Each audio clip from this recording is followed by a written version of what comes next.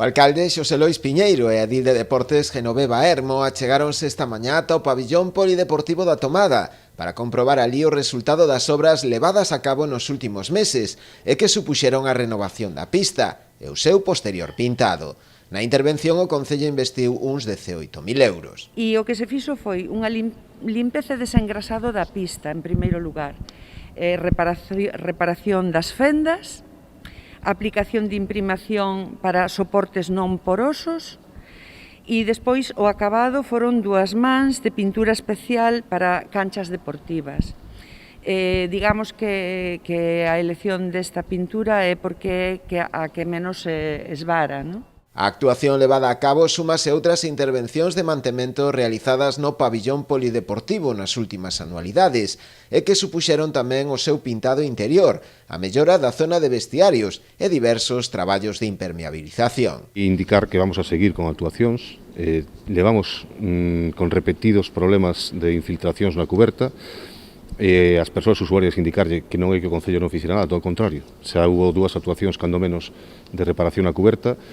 E a última recomendación que recibimos das empresas que se encargaron de facer ese traballo foi de facer unha general, non? Porque o que se detecta é que aparece o problema nun lado e o mismo problema se reproduce no outro lado, que é nas xuntas, onde están colocados os parafusos, etc.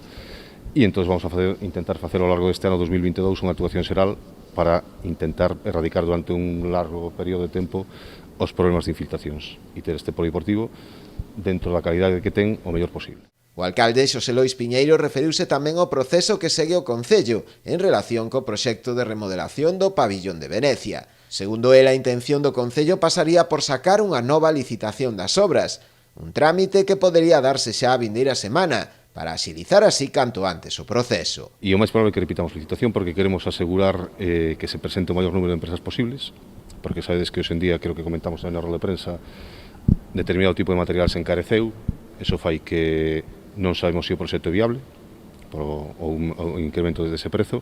Entonces a mellor forma de garantizar que se pode presentar alguna empresa é sacalo na plataforma de contratación con a licitación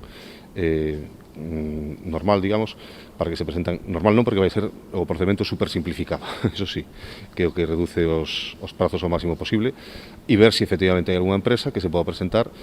Quero recordar que fixemos un modificado, está en 340.000, cando se presentou no Concello eran 314, a licitación baixou a 230, son aínda 110.000 euros máis do que aceptou a empresa que ao final tivemos que rescindir o contrato con ela. Por lo tanto, temos esperanzas de que algunha empresa se presente.